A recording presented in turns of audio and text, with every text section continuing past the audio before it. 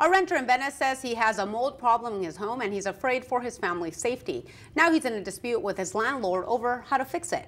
SNN Local News 6 reporter Grant Boxleitner is with us now and has more. Well, that's right, Lena. What we heard today are strong claims from both sides about how much mold may or may not be inside this home. When Mike Fiore moved his family into this rental house at Stony Brook in Venice, something caught his eye. I started seeing the mold in the shower, and I wanted to let him know that so that I wouldn't be responsible for it.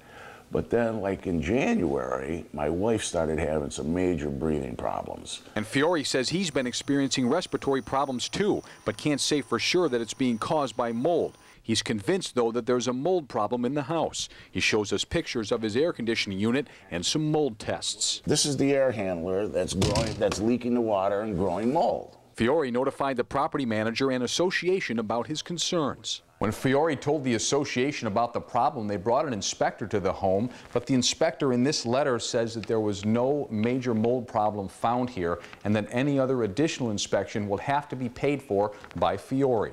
Fiore paid $799 for an independent mold analysis. What the findings show have been the subject of debate between Fiore and the landlord. Cladosporium mold and penicillin mold. There's some molds that are unidentified. So we called property manager Mark Botts, and he agreed to meet us and give us documents he says will prove there's not a mold problem at the house. And there is the letter from one of the top mold experts in the country who basically analyzed his test results, and there are your results. Botts then shows us a letter from an environmental hygienist who reviewed the mold analysis from the home. He thinks he has mold. There are the results from our expert that clearly state he does not have a mold issue from his test results. Fiore, though, says he's being treated unfairly. All I asked him for was to cover the bill, because it says that if that mold comes back, that it's toxic or elevated to a dangerous level, that I'm supposed to be reimbursed for the $800.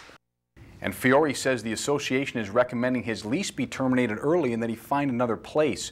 Now, I called local real estate attorney Evan Berlin. He says, generally speaking, if a problem can be documented, the cost of cleaning up this mold would fall to the landlord. But he says in many cases like this, it often comes down to a battle of experts, and you heard that today. Yeah, absolutely. And this is one of those stories where it's not just about the family you've shown, but also any other person. Anybody could potentially be experiencing mold in Florida. Okay, thanks very much, Grant.